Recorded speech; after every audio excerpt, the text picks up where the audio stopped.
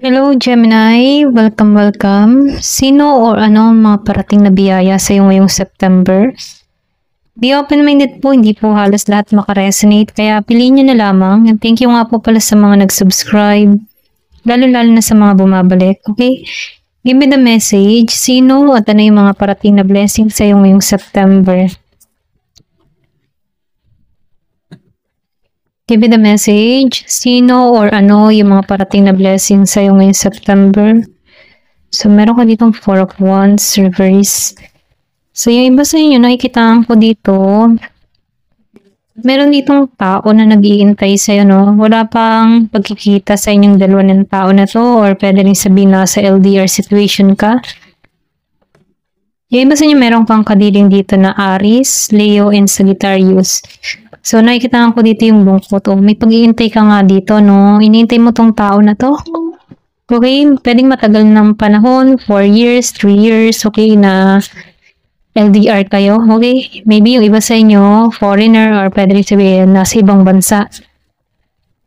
Matagal mo na itong iniintay, okay? Ito lang yung nakikita ko. So, nakikitaan ko dito na malaki yung paghanga ng tao na to sa'yo. Okay, kumbaga masyado ka nitong hinahangaan, ano. Or pwede rin sabihin na malaki yung respeto ng tao na to sa'yo. Or pwede rin, ang tingin ng tao na to sa'yo, attractive ka, okay? Malakas yung sex appeal mo, okay? Maraming humahanga sa'yo. Ayan.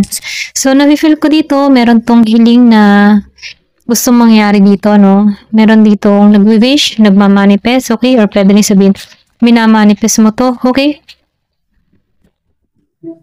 So, nakikita ko dito, meron ditong umaasa, no? Or pwede rin sabihin na may lakas ng loob tong tao na to, no? So, nafe-feel ko dito na hindi to nawawala ng pag-asa na isang araw, no, magkakasama kayo dito. So, nakikita ko dito, yung iba sa inyo, matagal mo na tong hinihintay, pero malaki yung respeto ng tao na to sa'yo. Pwedeng wish nyo ang bawat isa, okay? Kaya lang nakikita ko dito, gusto nito mag-take ng risk sa'yo, pero nafe-feel ko dito medyo may pag-aalilangan pa rin to, okay? So, may naman magdasal ka, okay? Ito lang mensahe dito. Kumbaga, kung gusto mo talaga makakatuloy yung taon nito, ipagdasal, ano? Or pwede rin sabihin, hindi mo pa to na nakikilala, no? Ito lang yung mensahe, no? Kung madalas mo yung makita yung 444-1111, pwedeng hindi mo pa to nakikita. Okay? Pwedeng twin flame, or pwede rin sabihin, hindi mo pa to nakikilala. Pwedeng makilala ka nito sa social media, or nakikita ka nito sa social media kung meron kang ginagawa sa social media. Okay? May paghiling to. Okay? Ito lang yung nakikita ko. Kung ikaw na may isang single, ano, nakikita ko dito meron kang hiling or meron kang hinihiling na meron sa yung magpahalaga, okay? Or pwede rin sabihin meron sa yung magmahal or kilalanin ka. Yung ganun ba? Ipagmalaki ka, okay? Give me the message. Ano pa yung mensahe? So, meron ditong money pot. So, nakikita ko dito, no, yung iba sa inyo, pero yung naghihintay sa'yo. Okay, or pwede rin sabihin, yung iba sa inyo, meron kang ginagawa sa social media, vlogger ka, or pwede rin sabihin, kumikita ka sa social media, online, or kung ano man yung klase ng trabaho mo, no? So, nafe-feel ko dito yung money pot patungo sa'yo, okay? Marami kang tagahanga, yung iba sa inyo. Give me the message. So, nakikita ko dito, marami ka nang naranasang pagsubok, ano. Pero nakikita ko dito, yung mga pagsubok na kinaharap mo, dito ka natuto, no, kung bakit nagiging kang matured, kung bakit nagiging kang matalino sa bawat desisyon na ginagalawan mo, okay? So, na-feel ko dito na merong pag-apaw, eh. Give me the message. Oh, love. Yung iba sa inyo, love yung parating, ano. So, nakikita ko dito kung meron kang ginagawa sa social media. So, nafe-feel ko dito, meron ditong tao nagkaka-interest sa'yo, no. Kumbaga, katsi-katsi ka, okay? Kumbaga, nakakatch nito yung mata mo, nakakatch nito yung mga aurahan mo, karakter mo, no, or kung ano mo yung pinaggagawa mo, no. So, nakikita ko dito yung paghanga ng tao nito. So, nafe-feel ko dito, meron dito, nagkaka-crush or nagkakagusto sa'yo, okay? Give me the message. Kumbaga, ang tingin ng tao na sa'yo ay iba ka or kakaiba ka. Okay? So, pero ganun pa man, sinasabihan ka dito, meron ding babala. So, mag-ingat ka din, ano? So, kapag meron mga problema dumarating or pwede rin sabihin kung meron kang mga ginagawa or meron kang pinagpaplanuhan, ano, pag-isipan mo maigi kasi pwede itong magkaroon ng problema sa hinaharap. Okay? Kung naman yung mga ginagawa mo. So, nafe-feel ko dito, no? So, sinasabihan ka dito, no? Huwag mong ibababa ang iyong standard, okay? Kung meron ka mang karanasan or meron ka mang past experience na ikaw na mismo yung talaga yung nagbibigay ng attention sa tao, no? So, kung naibalik mo na yung sarili mo or naibalik mo muli yung confident mo, no? Sinasabihan ka dito, huwag mo nang ibaba yung standard mo, no? Kumbaga, panatilihin mong mataas ang standard mo. Nang sa ganun, no? Ito yung ma-attract mo, okay? Give me the message. So, meron ka ditong bag. So, nakikita ko dito, yung iba sa inyo, meron ditong bagong trabaho na kung saan may malaking sahod, okay? Or pwede rin sabihin, nag-iisip ka dito na lumipat ng trabaho, lumipat ng ibang lugar, okay? Or lumipat ka ng yung mas malaki ang kita, okay? May pagpaplano kang ginagawa dito. Yung iba sa inyo, so, meron ditong firma na parating, okay? Meron ka ditong ma-attract na tao. Yung iba sa foreigner, nakikita ko dito, okay? Kumbaga, blonde hair to, yung iba gray hair, white hair, ayan. So, nakikita ko dito, matured man to, or pwede nyo sabihin, older to sa'yo, okay? So, nakikita ko din dito, magiging balance ka para dito, or magiging balance ang buhay mo. Ito din yung nakikita ko dito, no? Kumbaga, kaya mong i-handle yung sitwasyon. So, meron ditong misunderstanding or pwede sabihin sa unang pagkikita nyo, hindi kayo nagkakaunawaan. Yung iba naman sa inyo, meron ditong kadiling na babae, no, may pagkachinita, maputi, yung iba sa inyo, no, or pwede sabihin ikaw to, okay? Pwede ito yung magustuhan ng tao na to sa'yo, no, yung pagiging mo chinita, maputi, ayan.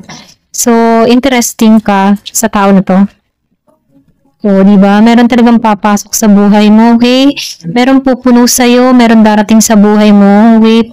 Patas tong tao na to, balanse, okay? Pwedeng sa umpisa, mag-misunderstanding, magkaroon kayo ng misunderstanding kasi pwede rin sa lingwahe, kasi nafe-feel ko foreigner yung iba sa inyo. So, nakikita ko din dito, no, yung iba sa inyo, may increase yung material wealth, okay? Or pwede rin sabihin, nagkakaroon ka dito ng spiritual growth, may paglago na nangyayari or nagaganap sa'yo, nagkakaroon ka ng pangunawa, no? So, nakikita ko din dito, yung bang tipo na may pag-angat ka eh, okay? May paglago na mangyayari or magaganap sa'yo, no? Pwede rin sabihin, mag-iibon ka ng mga mahalagang bagay, okay? So, meron ditong happiness na naghihintay, kumbaga, meron dito magiging masaya yung love life. So, taking vacation. So, yung iba sa inyo, kung may makilala ka dito, pwedeng magbakasyon to, no, para makita ka. Ito lang yung mensahe, no. So, gusto nitong makita ka, or pwedeng sabihin ikaw nagbabala ka magbakasyon, pwedeng makita mo to kung saan ka magbakasyon, no. Kumbaga, andun ka sa moment na i-relax mo na yung physical at mental mo.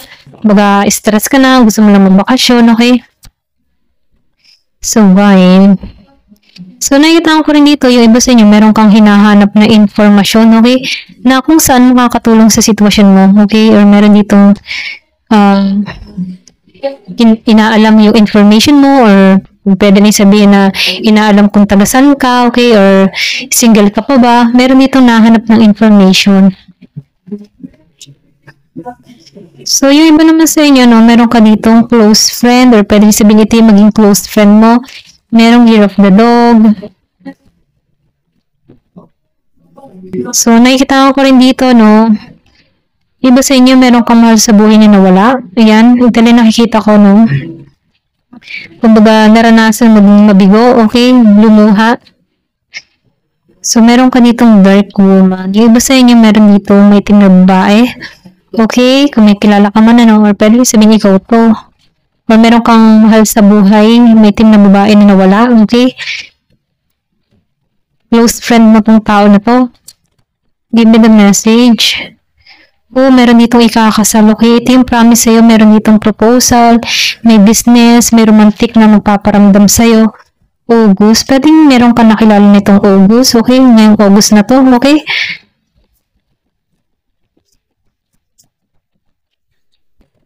Yung iba naman sa inyo, July. Ayan. Merong August and July. Okay? So, pwedeng importanteng buwan to sa'yo. August and July. So, nakikita ko dito na ang pagbabago ay parating. So, meron ditong pagbabagong magaganap. Ayan, ito lang yung nakikita ko. Pwede rin sabihin ng magkaroon dito ng pagbabago na kung saan, ano, pamula nang makilala mo tong tao nito, magkaroon ng pagbabago or sumigla ka dito, no? Kasi meron dito proposal, ano? So, nafe-feel ko dito yung pag-angat mo, okay? Papasok sa buhay mo. May mga nawala man sa'yo, pero ang pag-ibig ay parating sa'yo. Ito lang yung mensahe, ano? Thank you for watching. Love and peace.